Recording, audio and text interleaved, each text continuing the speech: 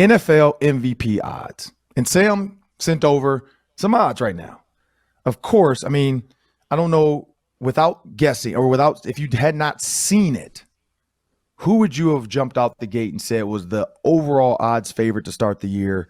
Let's go with Sam first. I would not have said the guy they had as the favorite, and not to spoil it, but it's a Buffalo Bills quarterback. I would not have expected Josh Allen to be number one. Maybe they assume a little bit of regression for Aaron Rodgers. Maybe they think people are tired of Rodgers winning the MVP. Maybe they think Mahomes is going to regress without Tyreek Hill. Josh Allen getting the nod as the favorite potentially. And of course, it's all quarterbacks, right? That's the way it rolls. You got Allen, you got Mahomes, you got Brady, you got Rodgers. If I were a betting man, Luke Inman, as I pass it to you, I would be looking pretty intently at Herbert and Burrow to emerge and win that thing, just because they're the younger quarterbacks on the block. And if they lead their teams to 12, 13 win seasons, which I think that Burrow, I mean, they're both very capable of, I think that people will give them a lot of love because they haven't won before. And a lot of times those breakthrough younger players are the ones that capture that award. Yeah, I too was a little surprised. Rodgers coming off back-to-back MVP seasons to not find him number one on the list. But the guys you want to bet on, in my opinion, are the guys that can not only win both through the air and on the ground, because that helps inflate those stats, but guys that can win you games single-handedly, no matter who they have as their weapons. That's why Josh Allen's the heavy favorite.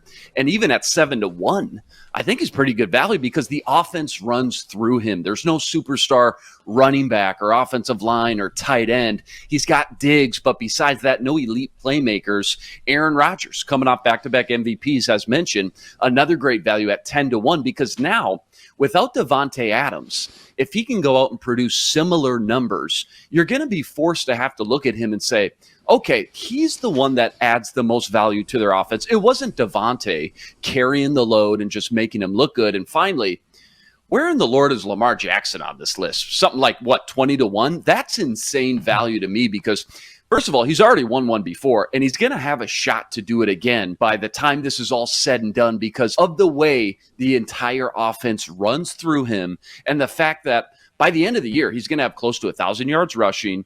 It makes it tough to say without him, another guy could have similar success. For me, he's easily the best value bet, in my opinion, when I just kind of scan this list top to bottom.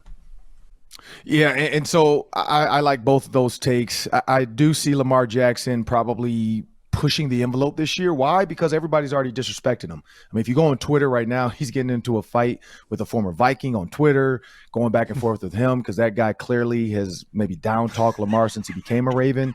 He did win a Super Bowl. I'm blanking on his name right now, but I mean, him and Lamar Jackson have gone back and forth. Or Lamar Jackson has talked about his tweets, questioned his manhood. I mean, there's a video out from when he was with the Chiefs. Pollard. That's what I think it's Marcus Pollard or something Pollard. He was with the Chiefs, and he did like this stripper twerk dance in the locker room with the Chiefs with a room bunch of dudes. So a little bit questionable. And I know like Lamar Jackson is commenting on that too. Like any dude that's twerking in the locker room, like you can't talk to me. I've won an MVP. I've done this before. Like, no, I haven't won it because he's like, yeah, I won a Super Bowl. He's like, dude, you won a Super Bowl because of Ray and Ed Reed. That's what Lamar Jackson's telling this guy. So Lamar is like, and then, I mean, his teammates are getting, but Rashad Bateman is tweeting out to Lamar, talking about he's, I can't believe he's going at him like this. He's killing this dude. People are jumping on Lamar's train saying, hey, who is this guy to be talking about Lamar? So Lamar has supporters as well, even current players, because the comment the guy made was that no receiver wants to come play with Lamar Jackson. And I'm like, that's going a little too far. He's saying, man, it's well known within the league, which I don't think it is.